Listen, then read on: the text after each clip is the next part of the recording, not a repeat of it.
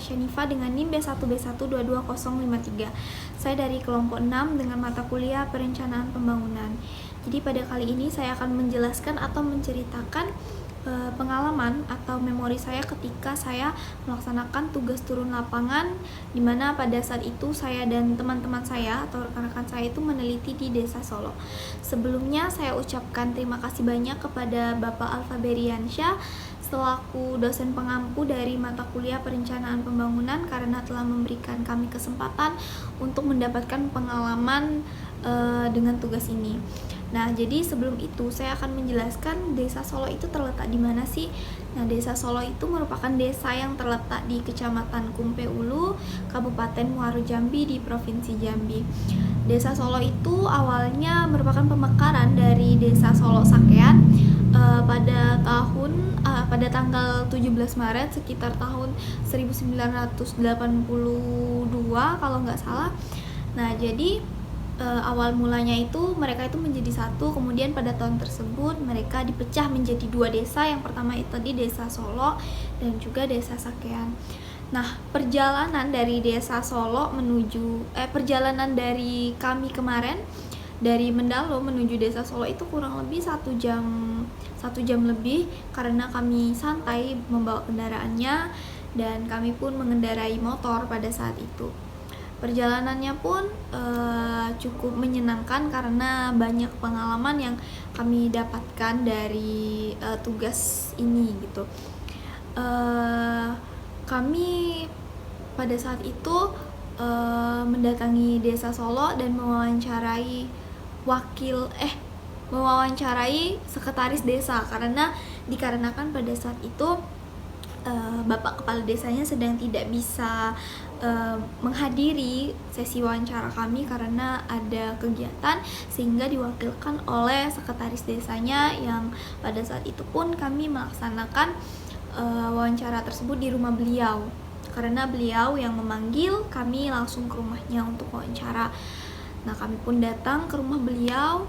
Dengan baik beliau menerima dan menyambut kami. Di situ pun kami bertanya-tanya mengenai Desa Solo, apa sih yang menjadi potensi di Desa Solo. Dan yang pertama-tama kami bertanya itu adalah mengenai lingkungan sosial di Desa Solo tersebut, dimana kami mendapatkan bahwasannya Desa Solo itu memiliki penduduk kurang lebih 2000 jiwa, dan itu terdiri dari 1.100 jiwanya itu laki-laki dan 1.000 jiwa lebih itu perempuan.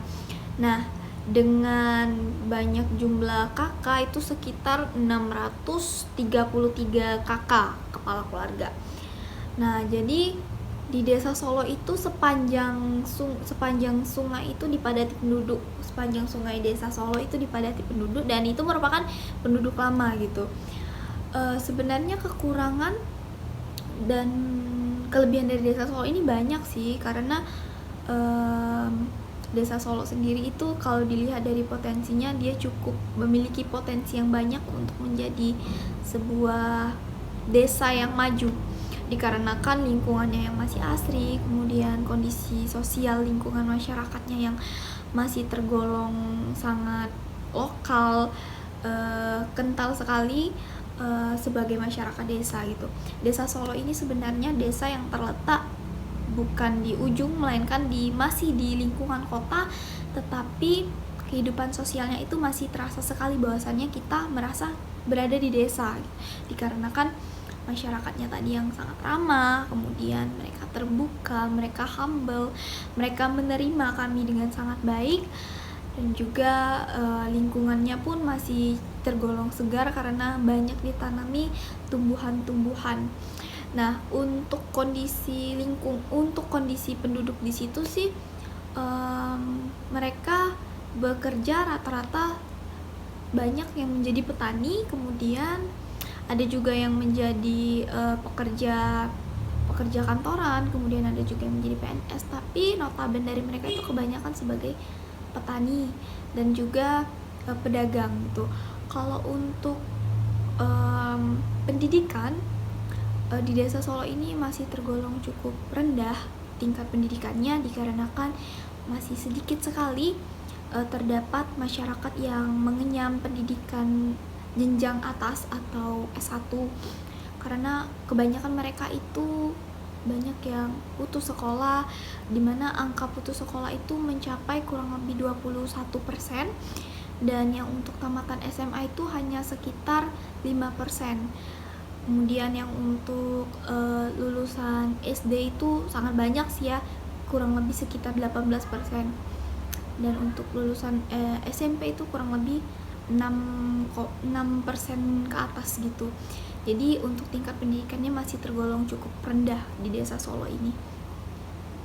Baiklah, kalau untuk penduduk di desa Solo itu kurang lebih 99% penduduk di desa Solo itu menganut agama Islam, karena kan mereka mayoritas merupakan seorang muslim, dan sangat sedikit sekali ditemukan masyarakat yang menganut agama non-muslim gitu.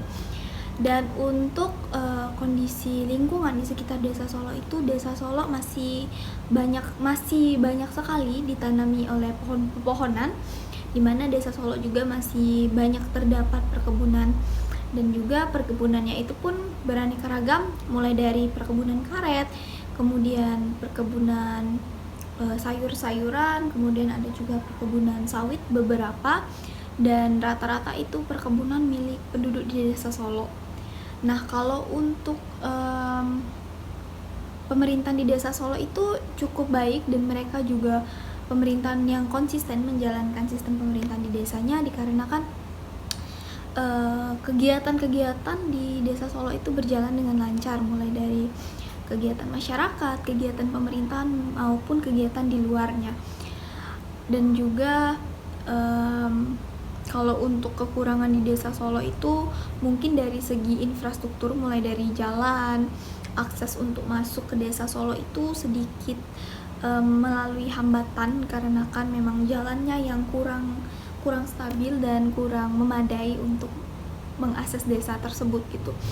Cuman kalau untuk yang lain belum ada sih, paling sumber daya manusianya yang kurang, dikarenakan tadi sebelumnya saya sudah jelaskan bahwasannya untuk kondisi pendidikan di sana itu masih tergolong rendah, sehingga mereka belum mampu menghasilkan sumber daya manusia yang cukup berkualitas. Namun kalau dari segi perekonomian di desa Solo itu masuk ke perekonomian menengah, karena tidak terlalu banyak masyarakat yang tergolong kurang mampu.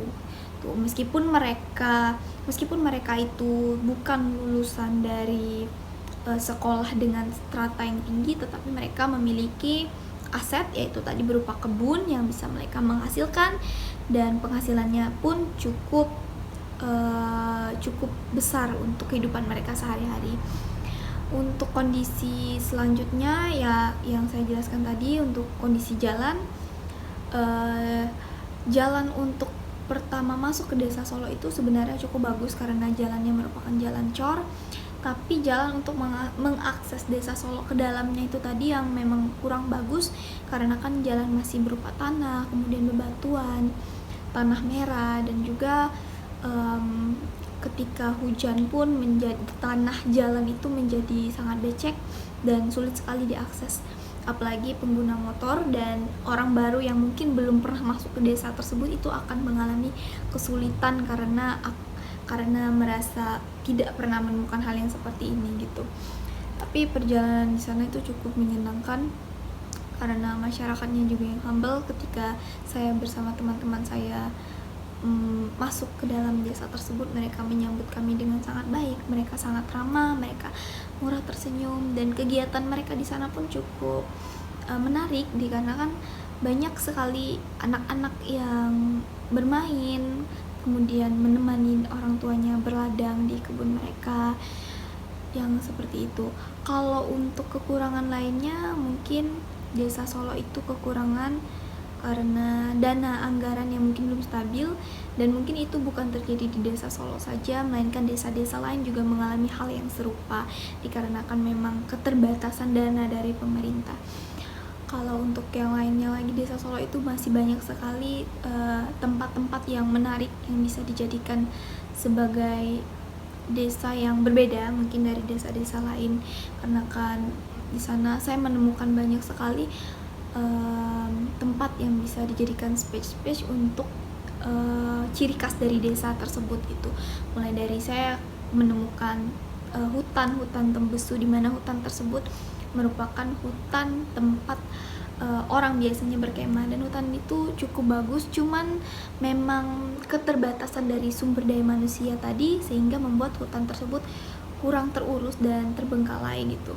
Kemudian ada danau yang memang dia cukup baik sekali dan bisa dijadikan tempat wisata, namun itu tadi balik lagi karena keterbatasan sumber daya manusia dan juga anggaran dana, sehingga membuat desa tersebut kesulitan untuk mengelola kelebihan atau potensi yang ada di desa tersebut gitu. Dan kebetulan di desa itu juga, kenapa saya memilih desa tersebut, karena memang saya bersama rekan-rekan saya itu sudah beberapa kali datang ke sana dan kami memang tertarik terhadap desa tersebut. Dan kebetulan juga salah satu teman saya merupakan orang yang tinggal di desa tersebut. Dialah sumber dari informasi yang dia ceritakan kepada kami, sehingga kami memilih desa tersebut yang akan kami teliti. Baiklah, mungkin cukup sekian yang dapat saya ceritakan mengenai desa Solo ini. Semoga apa yang saya ceritakan ini bisa memberikan manfaat untuk kita semua, dan jika ada kekurangan kata saya mohon maaf. Saya akhiri dengan wabillahi taufik wal hidayah. Wassalamualaikum warahmatullahi wabarakatuh.